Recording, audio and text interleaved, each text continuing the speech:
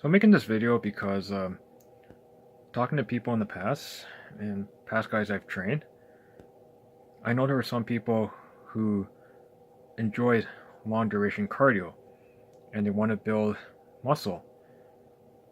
There's a few that want to do long duration cardio at the same time they want to look like a bodybuilder. It is possible to build muscle while training like a marathon runner, but I would say for most people it's impossible to look like a bodybuilder and train like a marathon runner. You can't really be the best of everything in fitness. It's either you train for strength, you train to be a sprinter, or you train to be the best at a certain sport, or you want to run the longest distance. You want to be best at something, you got to make sacrifices in other areas. Like, you can train for all these things, but you won't be the best at everything. Now, my old thinking used to be, if you want to get lean muscle, then you got to stop running marathons. You got to stop doing slow duration cardio. I don't do much slow duration cardio myself, but after learning lots about unconventional training and even the way I eat, I think it's possible to build a lean body if you're going to run marathons.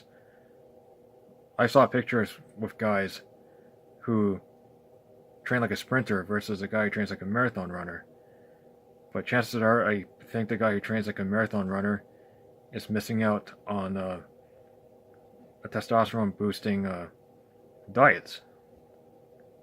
The guy who trains like a sprinter gets a testosterone boost from doing all those all-out sprints. Or the guy who trains like a weightlifter gets a testosterone boost. Now, I know I just recently posted a video about how you should pick exercises that you enjoy in order to build strength. The assumption was you're interested in getting stronger and you're interested in building muscle. That's for like majority of the training.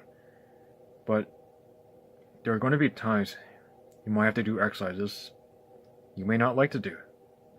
As an example, if a physiotherapist gives you rotator cuff training to repair your rotator cuff, it's not really enjoyable for most people because it's light and people wonder, how's this going to make me stronger?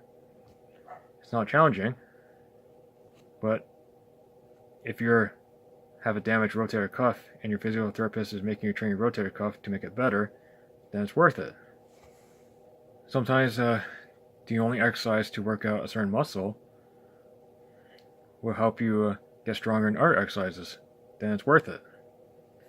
But getting back to like the marathon running or the steady state cardio and building muscle, I also think if you train like a marathon runner just for the purpose of running and no interest in improving your performance, I think your gains are going to go down, or you're not going to get as much gains. But if you do strength training on top of that to try to build muscle because you want that look, I think the gains would be limited because of a psychological thing. You're training more for looks than actual performance. If you change your belief that you want to do strength training, whether conventional or unconventional, with exercises you're going to enjoy the most, that will help you be a better marathon runner, that will help you with everyday life, then the muscle gains will be a lot better. I've talked to many marathon runners, and many of them said they weren't interested in building big muscles or cared much about building a lot of strength. But that's what I would do if I was really interested in marathon running and want to build some strength. In my opinion, I think the weight trainer who trains at a very high intensity and the sprinter can slightly get away a bit more with diet than a marathon runner if you're not considering the health. Because the diet would be more important for testosterone boost, especially for a marathon runner if you're trying to get that physique look and not care about your strength gains.